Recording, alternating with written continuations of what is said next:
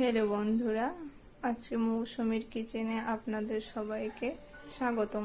আমি আজকে লতি কিভাবে রান্না করে সেটা আমি আপনাদেরকে দেখাবো। আমি লতিগুলোকে এভাবে টুকরো টুকরো করে চুলিয়ে কেটে নিয়েছি। এখন এগুলোকে আমি ধুয়ে নেব।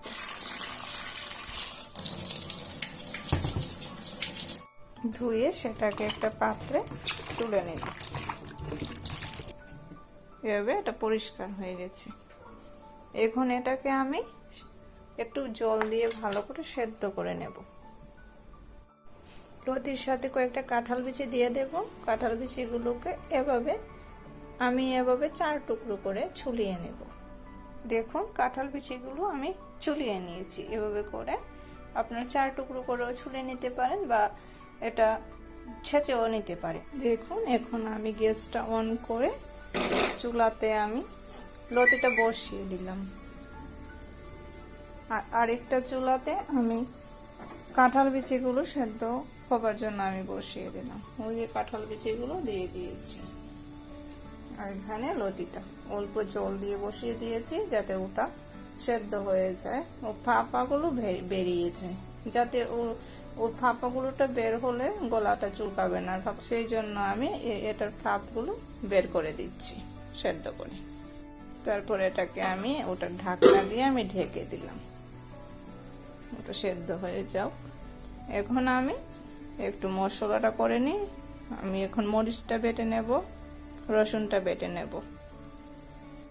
এখন আমি ঢাকনাটা আমি তুলে দেখবো এটা সেদ্ধ হয়েছে কিনা।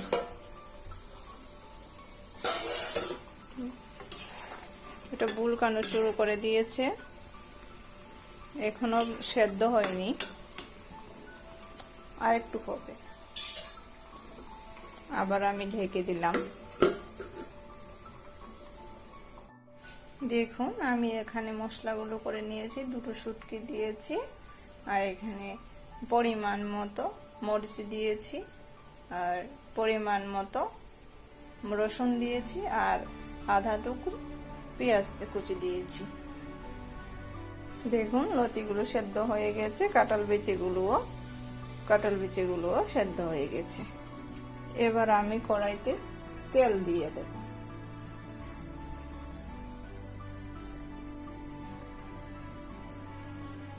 তেল দিয়ে দিয়েছি। এবার এখানে পেঁয়াজ কুচিগুলো দিয়ে দেব। প্রথমে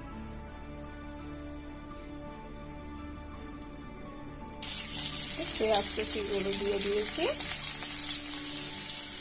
এবার আমি এটাকে ভালো করে নাড়িয়ে নেব। এটা লাল হয়ে গেলে আমি এটাতে 2টো শুটকি দিয়ে দেব। আমি 2টো দিয়েছি, আমি লতি 4টে নিয়েছি, সেই জন্য আমি 2টো শুটকি দিয়েছি। আপনারা যদি আরো বেশি লতি দেন তাহলে আপনারা পরিমাণ বুঝে শুটকিটা দেবেন। এবার আমি শুটকিগুলো দিয়ে দিচ্ছি। এগুলো ভালো করে আমি ভেঙে নেব শুটকিগুলোকে, নইলে আস্তে আস্তে থেকে যাবে।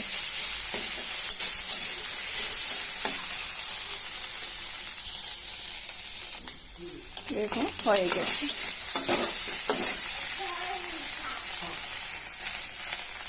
এবার আমি ওগুলো দিয়ে দিয়েছি। এবার এটাতে আমি মশলাগুলো দিয়ে দেব।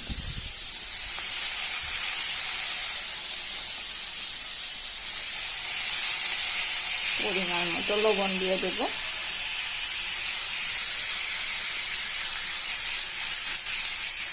একটু হলুদ গুঁড়ো দিয়ে দেব। দেখুন, পরিমাণ মতো হলুদও দিয়ে দিয়েছি। এখন আমি এটাকে ভালো করে নেড়ে নেব।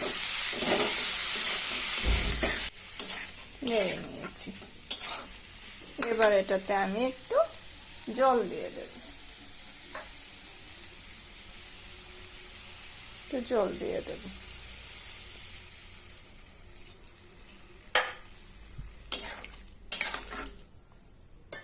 এখন এটাকে ঢাকনা দিয়ে ঢেকে দেব।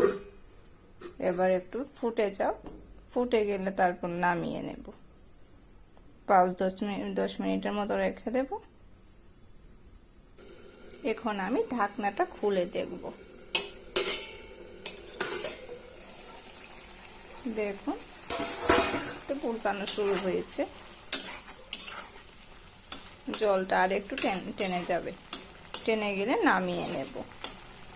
দেখবেন এটা খেতে এত টেস্টি আর দারুণ।